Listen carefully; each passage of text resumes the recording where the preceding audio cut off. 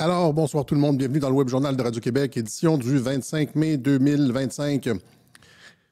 Aujourd'hui, on va voir encore une fois comment se dessine l'aube du 21e siècle, qui a commencé essentiellement sous Trump. On a entendu beaucoup à l'époque des attentats du 11 septembre que le 21e siècle venait de commencer le 11 septembre 2001 avec les attentats sur les tours jumelles avec Bush, etc. Bush qui annonçait la guerre contre un ennemi invisible, intangible, le terrorisme qui allait permettre aux États-Unis et ses alliés, notamment Israël, de renverser plein de régimes dans le monde arabe et installer leur nouvel ordre mondial, etc. Et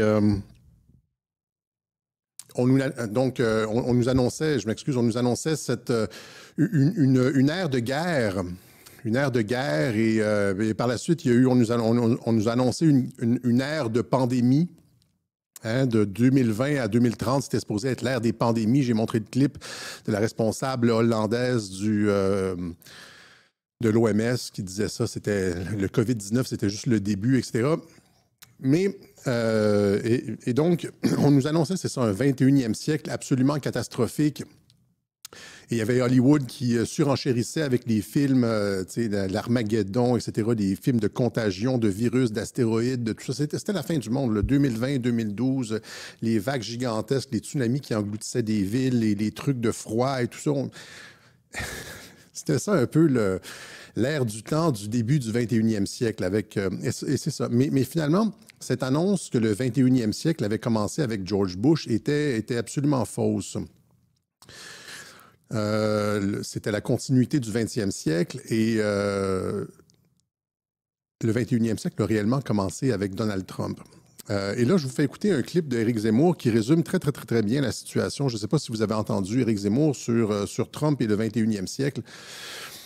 Mais je vous fais entendre ça. Il résume, parce que je pourrais l'expliquer, mais il fait ça tellement bien, je pense, en 1 minute quelques. De quelle façon Trump annonce le début du 21e siècle, tourne la page sur le 20e siècle et annonce le début du 21e siècle, Éric Zemmour.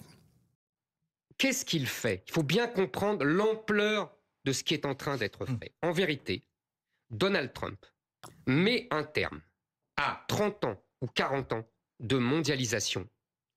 Et même si je voulais aller plus loin et plus profondément, en vérité, il ferme le 20e siècle. Le 20e siècle qui s'était ouvert avec, on parle toujours de président américain d'ailleurs, les grands discours de Wilson, le président américain pendant la Première Guerre mondiale, et qui avait imposé, si vous voulez, dans ce 20e siècle, la domination et l'hégémonie et la supériorité des individus sur les peuples et sur les familles, la supériorité des juges sur les États, la supériorité du libre-échange sur le protectionnisme, la supériorité des minorités sur la majorité, des organisations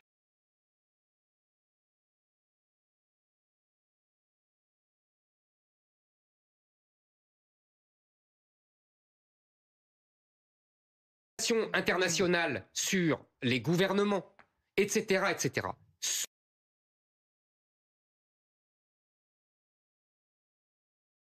25e siècle-là est en train, effectivement, de s'achever sous les coups de Donald Trump. Donc, c'est vous dire que c'est historique ce qui est en train de se passer. Il veut ramener un monde où ce seraient les États, les gouvernements, les peuples, les nations qui dirigent, et non pas les juges, les individus, les organisations internationales, etc. Je sais, j'avais mon micro coupé, je fais ça des fois. Si il y a de l'écho, je le coupe, et puis après ça, je parle parce que j'ai quelque chose à dire, puis finalement, il était coupé. Mais c'est ça, donc il l'a très bien décrit, je faisais juste répéter essentiellement ce qu'il disait. Mais tout ce qui était le 20e siècle, la primauté des minorités, le gouvernement des juges, etc., etc., Trump met un terme à ça, il renverse tout ça. Donc, il renverse le 21e siècle, OK?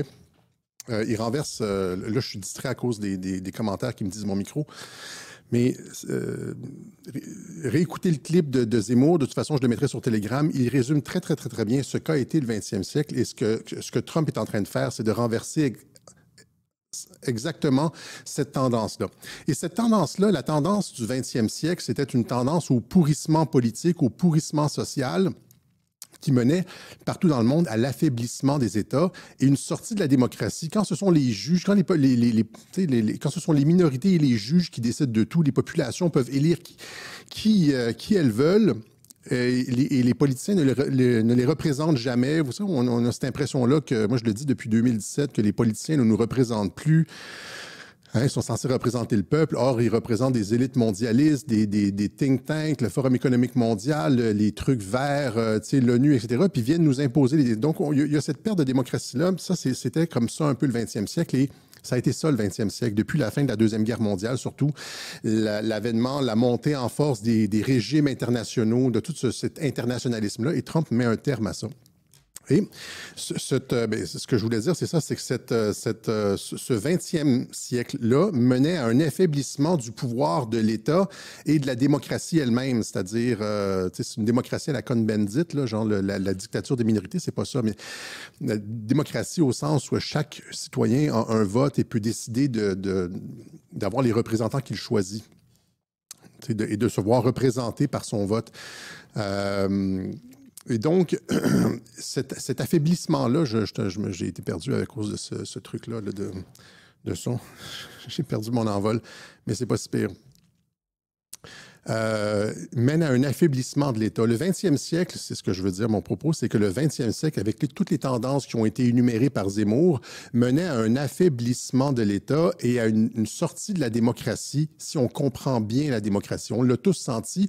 On a tous senti que la démocratie nous glissait est-ce qu'on a réellement déjà eu un pouvoir, mais quelques pouvoirs qu'on ait déjà eus nous glissaient d'entre les mains et que nos gouvernements étaient partis avec le ballon puis frayaient avec les élites internationales et ne nous représentaient plus ou représentaient des petites minorités sélectionnées, etc. Et donc, ça, c'est le 20e siècle menait à ça.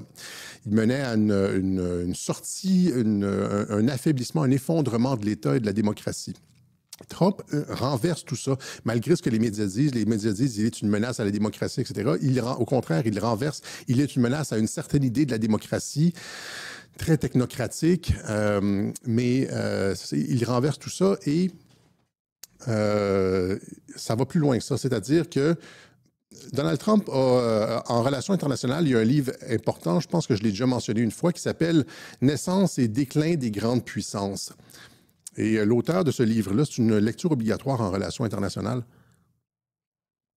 L'auteur de ce livre-là, Paul Kennedy, explique tout ce qui fait en sorte que les empires, les superpuissances émergent et finalement périclitent et déclinent avec le temps. Quels sont les facteurs de déclin des grandes puissances? Évidemment, je ne vais pas vous passer tout le livre au crible. J'ai demandé une synthèse de ça à Grok, je vais vous la montrer. Mais ce qui est important de noter, c'est que Trump on dirait, a lu le livre et renverse chacun des facteurs de déclin. Et donc, ça, c'était la thèse en relations internationales à la fin des années 90, au début des années 2000, le déclin américain, hein, et criblé par la dette et par les crises sociales, la surextension stratégique, trop de bases, trop de dépenses, un empire qui s'endette et qui finalement... Et Trump renverse tout ça.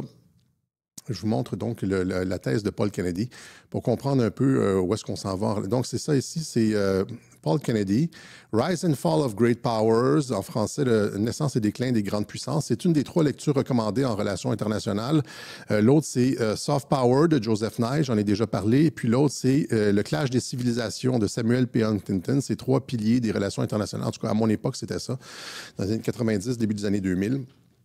Et donc, on demande, donc l'administration Trump renverse tous les facteurs de déclin et donc transforme fondamentalement la dynamique du 21e siècle. Ce faisant, il transforme complètement la géopolitique et la dynamique du 21e siècle, c'est-à-dire qu'au lieu de s'en aller vers une destruction complète des États-nations, d'un affaiblissement des États-nations, des guerres perpétuelles et la montée en force des pouvoirs transnationaux, on renverse complètement la tendance. Et donc, ici, vous avez donc quels sont les facteurs de déclin des grandes puissances. J'ai demandé, selon Paul Kennedy, dans Naissance et déclin des grandes puissances, quels sont les principaux facteurs de déclin d'une superpuissance.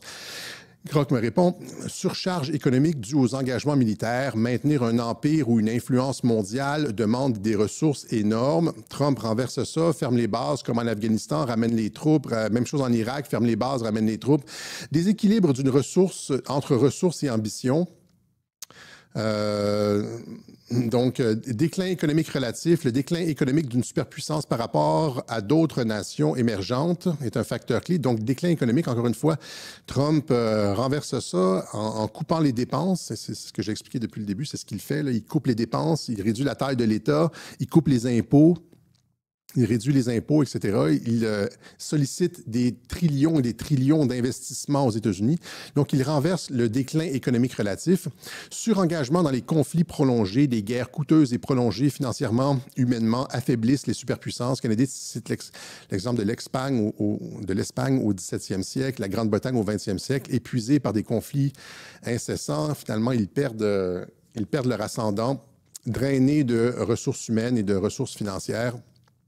Facteurs internes, déclin social et politique, corruption des institutions, corruption des politiciens. Vous pouvez penser à genre ouverture des frontières, immigration de masse, genre chaos social dans les villes, augmentation de la criminalité, les trucs transgenristes, etc. Donc, déclin social et politique. Trump renverse tout ça, ferme les frontières, règle le truc des transgenres, règle la corruption politique, etc., et concurrence des puissances émergentes. Et là, au lieu d'avoir, par exemple, un conflit entre la puissance déclinante et la puissance émergente, c'est là qu'elles se font, les guerres. Les lignes de fracture, elles sont là, entre la puissance émergente et la puissance déclinante. Trump, lui, instaure plutôt une ère de paix. Une ère de paix et de la collaboration entre la Russie, la Chine et les États-Unis. Donc, Kennedy insiste sur l'idée que le déclin n'est pas inévitable, mais qu'il résulte souvent d'un mauvais arbitrage entre la défense, l'économie et la cohésion interne. Trump règle tous ces problèmes-là. Okay? Donc,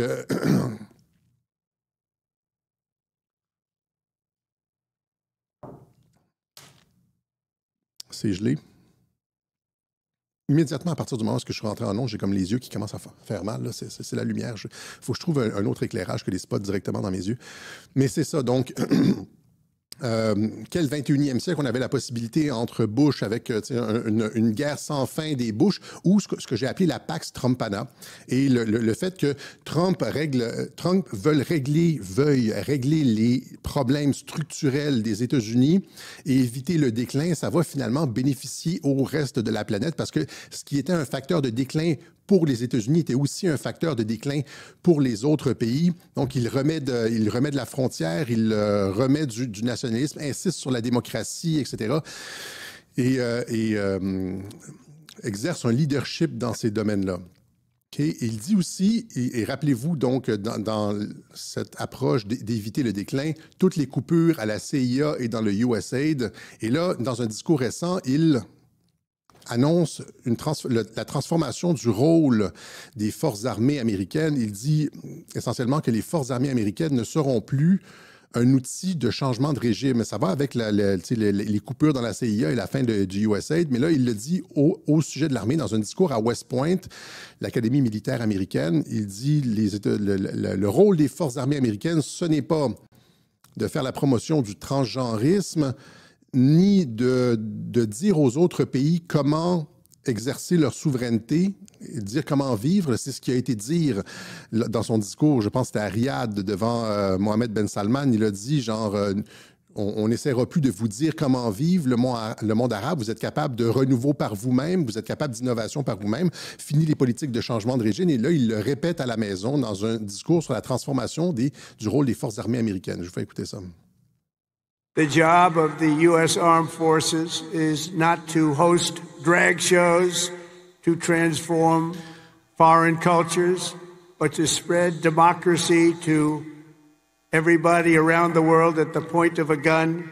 The military's job is to dominate any foe and annihilate any threat to America anywhere, anytime, and any place. Voilà, donc Trump sauve les États-Unis et sauve le monde. Maintenant, évidemment, tout ça n'est pas fait. Il reste l'Europe comme champ de bataille. L'Europe, le dernier champ de bataille. Et c'est... J'ai encore une autre distraction, je m'excuse. Quelqu'un fait jouer de la musique pas loin.